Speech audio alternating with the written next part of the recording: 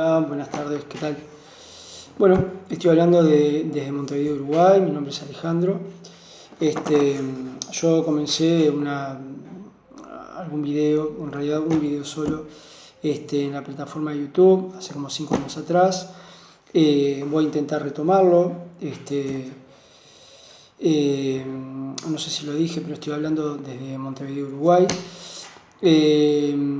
Ahora acá en Uruguay tenemos un gobierno de derecha que se sitúa bien a la derecha, y que asumió el 1 de marzo de este año, de 2020, con un montón de promesas de campaña que ya incumplieron a escasos 15 días de haber, a 16 días, a escasos 16 días de haber iniciado el gobierno. Bueno, más que vergonzoso, eso es un dato importante a tomar en cuenta, porque no es solamente que la derecha uruguaya haga ese tipo de especie de fraude electoral solamente en Uruguay. También lo hizo Macri en Argentina, Bolsonaro en Brasil, Piñera en Chile, y así podemos continuar. Entonces, voy a dar algunos datos, por ejemplo, económicos de estos últimos 15 años, donde el Frente Amplio, que es el partido de gobierno que estuvo durante los 15 años, desde el 2005 hasta el 2020, en el gobierno, es un partido, perdón, es una fuerza política compuesta por muchos partidos desde hace décadas, con orientación, con perfil socioeconómico de izquierda y de centro izquierda, lo que vendríamos a llamar izquierda progresista.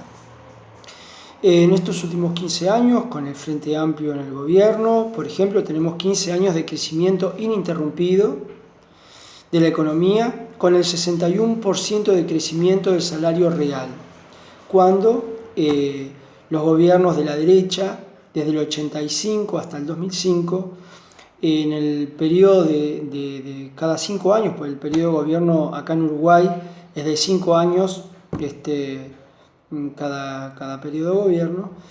En cada uno de ellos, reitero, del 85 al 2005, que fueron gobiernos, coaliciones de derecha, el salario real de los trabajadores uruguayos aumentó en 5 años enteros un 4%, un 5% aproximadamente. Bueno, con el Frente Amplio en el gobierno, ese crecimiento del salario real de los trabajadores y las trabajadoras fue del 61%.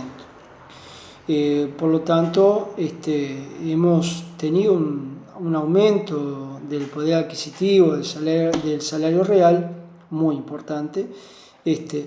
Perdón que en muchos casos, mi generación, por ejemplo, y la generación siguiente a la mía, es la primera vez en la historia que lo pudo vivir, experimentar, disfrutar, ¿verdad? Antes no te podías comprar casi nada porque solamente llegabas a fin de mes raspando, y ahora nos hemos podido comprar de todo en estos 15 años, bicicletas, motos, autos 0 kilómetros, cosas que eran impensadas para nosotros, para los trabajadores comunes antes. Bueno, y todo tipo de aparatos electrónicos, informáticos, etc. Hemos tenido un poder adquisitivo cada vez más grande, ¿verdad? Más importante. Bueno, además de esto, se transformó a Uruguay en el país más igualitario de América Latina y el Caribe mediante el incremento del empleo, los consejos de salarios, que ya existían desde los años 40, pero habían sido interrumpidos y los retomó el Frente Amplio como herramienta distributiva de la riqueza a partir del 2005, el aumento de las pasividades también y una reforma tributaria redistributiva. Bien, además de esto, las personas que vivían, mejor dicho, en situación de pobreza pasaron de ser un 40% en términos oficiales, pero sabemos que en términos extraoficiales superaban el 50% de la población uruguaya al 2005, y pasamos al 8,6% al 2019, al año pasado, ¿no? Bajamos del 50% la pobreza, se bajó al 8 y pico por ciento. Por lo tanto, aumentó mucho aumentó mucho la clase media uruguaya, siendo la más grande de América Latina y el Caribe. Alrededor del 80% de la sociedad uruguaya es, hasta por ahí no más, a partir de ahora, la clase media más grande de toda América Latina y el Caribe. En porcentaje con la población, ¿verdad? Tomando en cuenta la población. Bueno, la inversión pública en estos últimos 15 años, reitero, con gobierno del Frente Amplio, de izquierda progresista, ¿verdad? La inversión pública y el gasto social aumentaron un 136% en 13 años de los 15. El aumento que fue sustentado en una forma tributaria redistributiva y dentro del crecimiento económico conseguido, logrado, impulsado, creado, generado por el Frente Amplio. El gasto público social aumentó un 136% en términos reales en el periodo 2005-2019, disgregado por sector. Por ejemplo, en la educación pública, ¿verdad? En 2005 se invirtieron 547 millones de dólares, en 2018 fueron más de 3.000 millones de dólares. En salud, en el 2005 era solamente el 4% del PBI, en 2019 fue casi el 7% del PBI. En asistencia y seguridad social pasamos del 11,4% del PBI en el 2005 al 14,2% del PBI en 2019. Y por primera vez en su historia Uruguay se desacopló de la región. El PBI de Uruguay creció 19% desde 2011, mientras que el PBI de Argentina y Brasil está todavía lamentablemente estancado en el mismo nivel que tenían en 2011.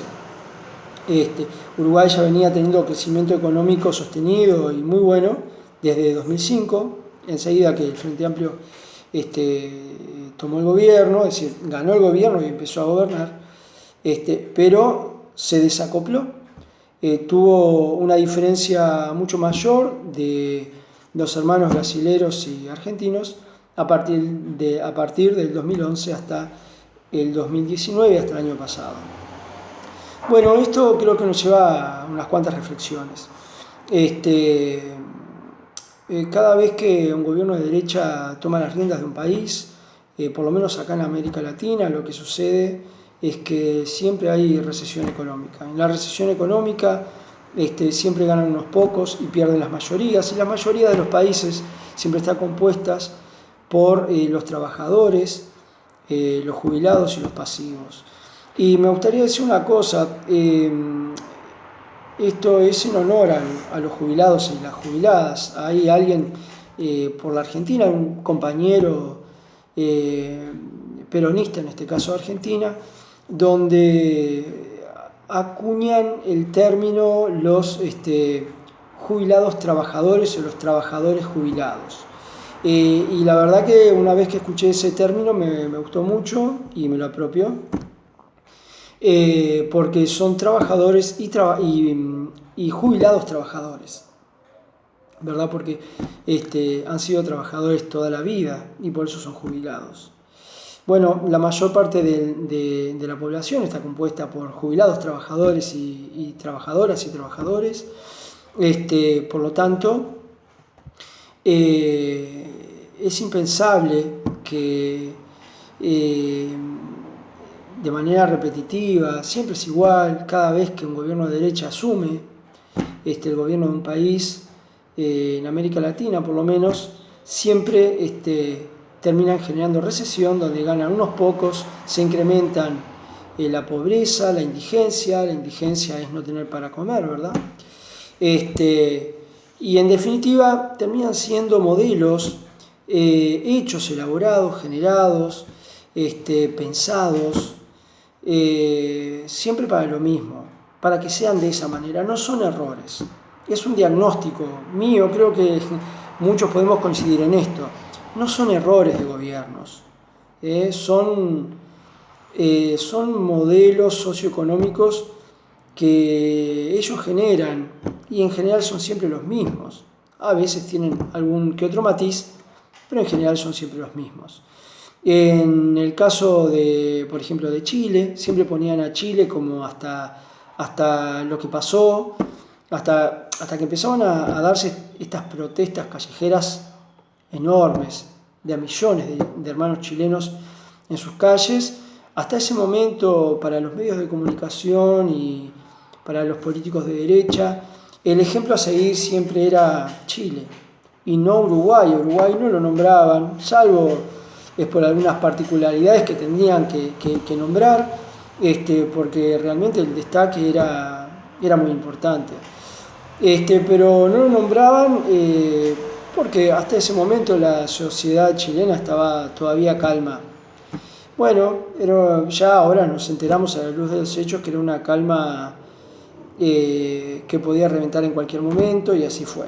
Los chilenos y las chilenas se hartaron, y está muy bien que sea así. Nuestro presidente saliente, Tabaré Vázquez,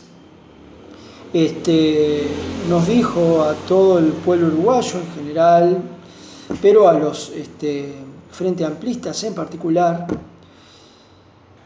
pero reitero, es para todos los uruguayos en general, porque muchos se equivocaron votando, y seguramente muchos ya están arrepentidos de haber votado a la derecha que nos está gobernando, porque a escasos días ya somos ya no dejó con menos poder adquisitivo importante.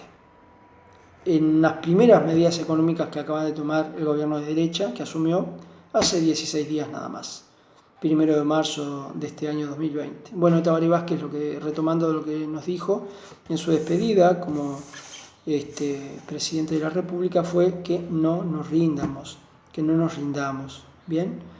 Que hay que seguir peleando dentro del marco de la ley y la Constitución, dentro del marco de los derechos y las normas, y dentro del marco de los derechos humanos a los que todos tenemos, que